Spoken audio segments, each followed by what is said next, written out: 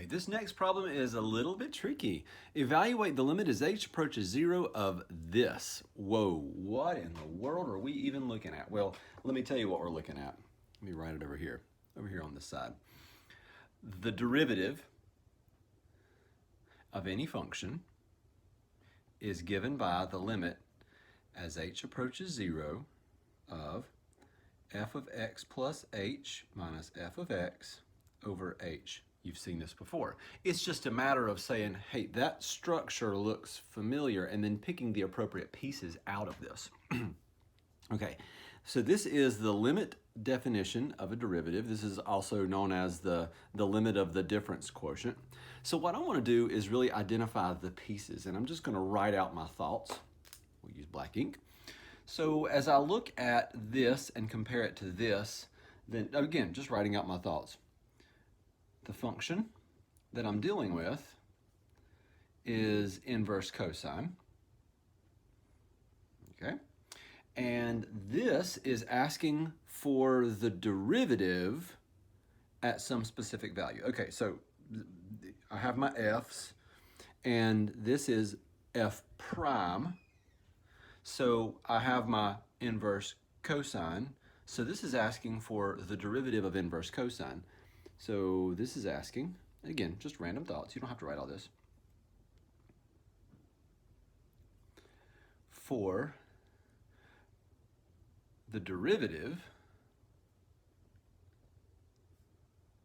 of inverse cosine, call it arc cosine if you like, at a specific value. Put the at symbol there.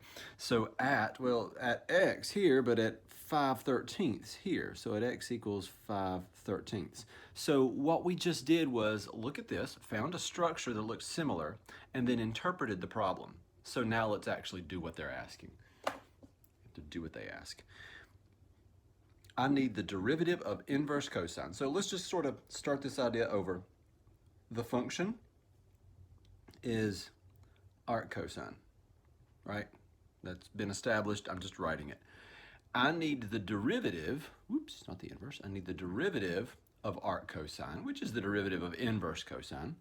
But the derivative of arc cosine, we found out just a few minutes ago, is this right there. So we're going to use that. I'm going to write that down. So -1 over the square root of 1 minus x squared.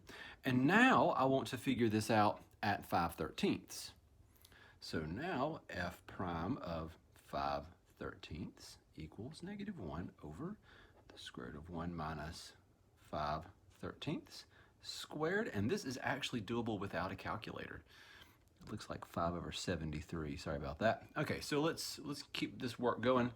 We'll bring it over here. So -1 over the square root of 1 minus 25 over 169. I planned this problem to work out just perfectly. It's going to be beautiful. You're going to love it.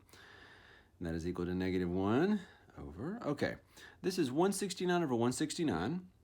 169 minus 25 is 144 over 169. Okay, so we have -1 over the square root of, whoops, I'm not going to write square root. Let's go ahead and evaluate the square root. Let's figure out what that is. So the square root of 144 is 12. The square root of 169 is 13. So we will reciprocate it. It is negative. So the final answer is -13 over 12.